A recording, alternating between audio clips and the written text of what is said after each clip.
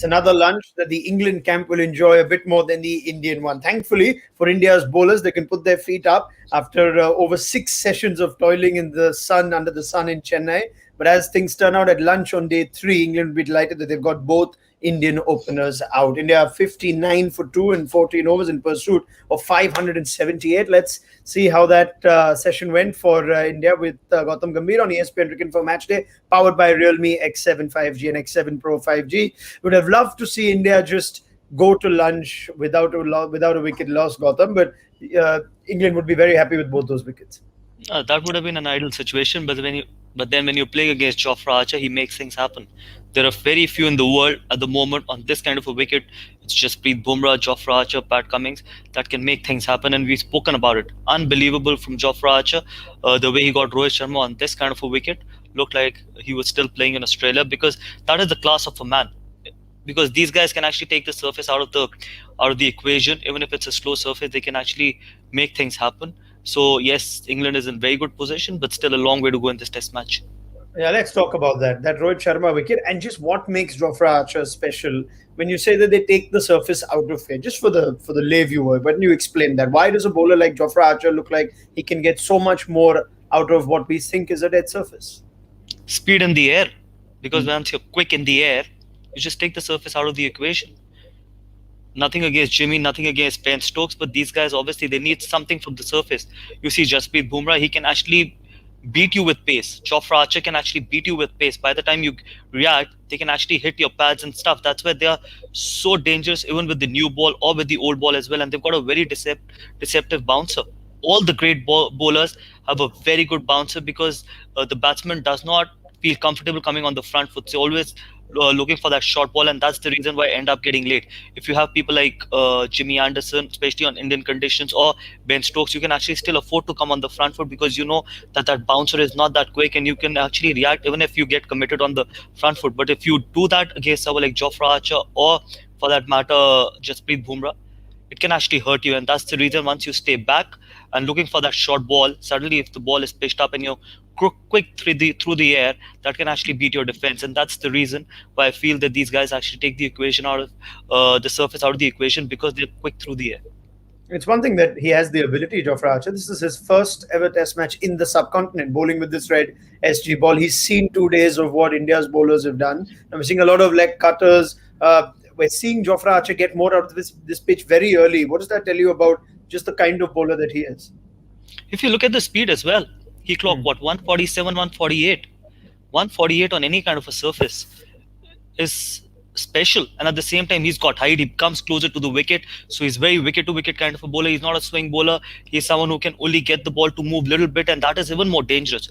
Guys who actually can swing the ball from the hand are a little easier to play, because you can actually see the swing coming from the hand. But with Jofra Archer, he's so straight. His wrist is so straight that he's always so close to the off stump. Like we spoke about Glenn McGrath, why he was so successful was because he was so much close to the stumps, and he would only make the ball talk very little. And he can actually beat the defense from the outside and from the inside as well. Imagine Jofra Archer, probably 10 kilometers quicker than Glenn McGrath, similar, taller than Glenn McGrath, bowls very close to the stumps, always wicket to wicket.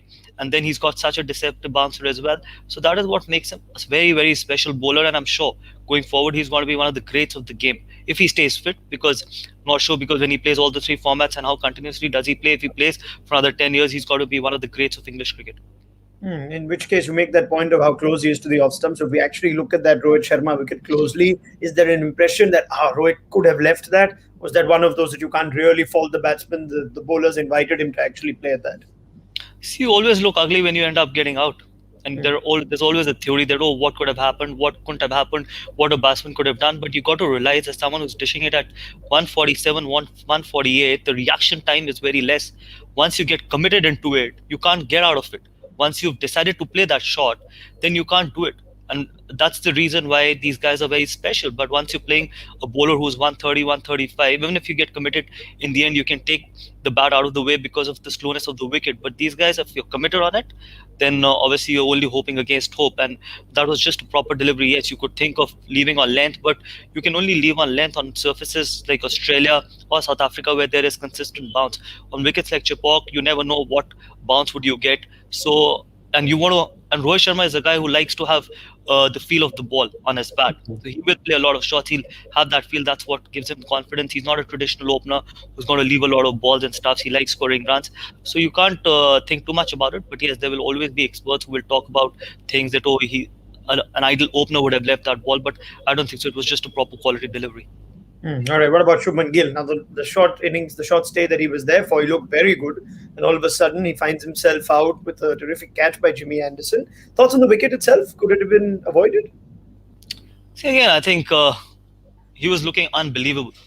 And when you're Yeah. playing that kind of innings, you just want to continue to do that because you're in that kind of a rhythm as well. And it's very difficult once you've got run a ball 28, 27, and suddenly you're hitting Jofra Archer through mid wicket and all that kind of a stuff, and your confidence is sky high after your successful tour of Australia. So you've got to give it to the young boy, and he's going to only learn from his experience as well. What we saw, Shubman Gill, I think the entire country should be excited about it, and he's going to learn with time. You can't expect someone who's playing his third or fourth test match that he shouldn't have played that shot. Probably yes, it just went a little bit in the air. Probably played a little, touched little early. He should have little bit waited for the ball. But then again, very good catch. I would not think too much about it. I would still want Shubman Gill to play the way he did, because ultimately if he keeps playing this way, he's going to get many more runs. So nothing to think about it. Even in this short period of play, we are seeing England. It looks like they've done some sort of homework. They've come out with a fairly clear plan. Jofra Archer's banging it in every now and then. There was a short leg to Virat Kohli early on. We were quite critical of Tim Paine in Australia when things weren't going for them. That tactically, were they as sharp as they could have been against India? It does look like England have set out for a plan or two against Kohli and Pujara. What have you made of that, Gautam? See, Ronak, one thing is because they've got runs on the board. Australia never had runs on the board. So once you've got 570, 580 on the board, you can actually experiment a lot as well.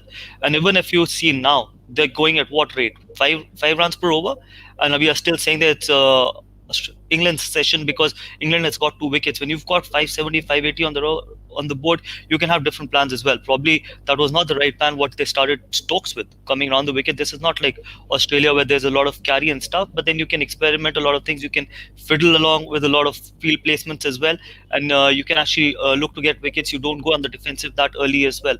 So probably Australia, yes, you can say, because it never had these kind of runs on the board. Had they had these kind of runs on the board, probably bowlers could have tried a little bit more. But then again, Australia never had the quality of Jofra Archer. When you have a quality of Jofra Archer who can actually make things happen and who can actually bowl those unplayable deliveries, there are not many in world cricket right now. So once you have runs on the board on one side, and then you've got the quality of Jofra Archer, which Australia missed on both the fronts. Now, from where this game is heading right now, we were expecting this pitch to will it change its shape, will it change its character on day 3? What we've seen in the first session on day 3, are you expecting things to just go on normally? At what point can things happen? Do India's batsmen need to watch out for Leach and Bess? See, apart from Jofra Archer, I don't see a lot of other bowlers have actually made a lot of impact till now, and just because I don't think so, the surface has changed a lot. Plus, obviously, the spinners will have to play a huge role because you can't just be dependent on Jofra Archer to get 10 wickets. It has to be from everywhere. And plus, the plans which they will have to bowl with, whether it's Jimmy Anderson or for that matter Ben Stokes, and probably spinners needs to be more patient. They can't just because there will be an odd ball which will grip and turn and bounce, and you just got to be lucky if you end up edging one to slip and stuff. But they have to be patient and have to be consistent because against a batter like Pujara or for that matter Virat Kohli, you can't just drag one ball in an over and obviously let that pressure get released. So Dom Bess and Leach has a huge challenge ahead of them because there are not many times going forward in this test series where England will manage to get 570, 580. So once you've got runs on the board, it's a great challenge for them that they can they actually win the test match for England, because if England has to win the test match, it has to be these two guys who will have to do the bulk of bowling and plus have to take a bulk of wickets alongside Jofra Archer.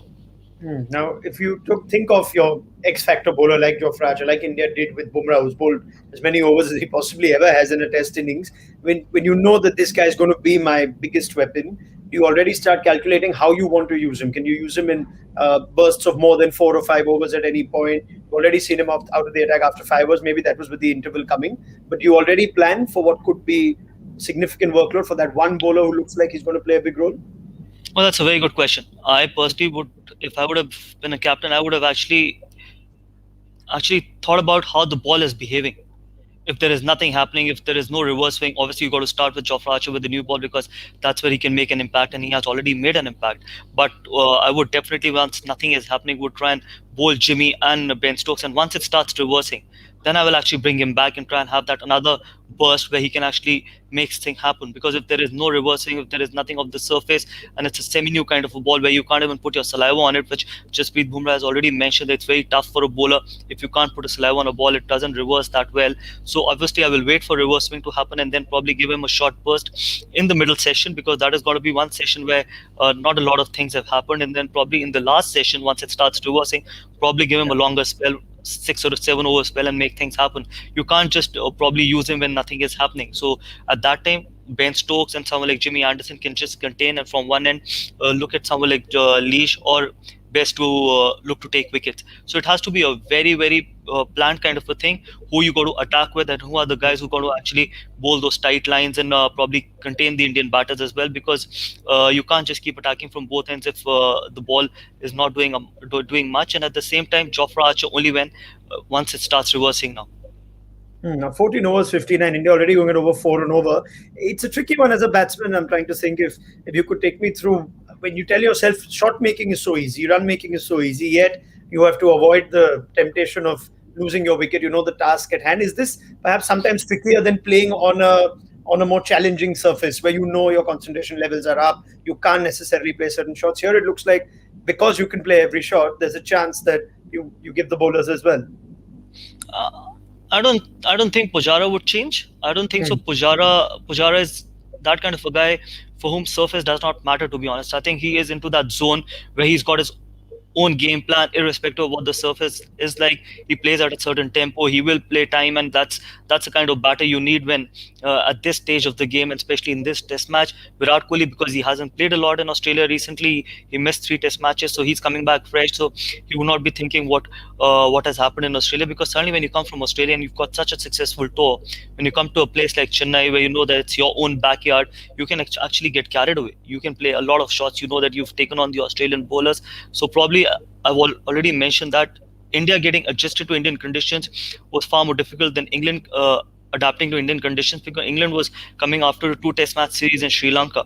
But these two guys probably will be very key, because Pujara, the kind of temperament he's got, and Virat Kohli, because he hasn't played a lot of test matches recently in Australia. So these two guys probably will be very important. After this will be a little bit of a challenge, because Rishabh will play only one way, and obviously this surface not like Gabba, where there will be rough, there'll be balls which will hold up a little bit, and at the same time England bowls a lot of defensive lines as well. Rahane, obviously, because he's played a lot in Australia. So we will have to see how after these two guys Indian team manages, because I've experienced that myself as well. When you come back from Australia, you look to take everything on.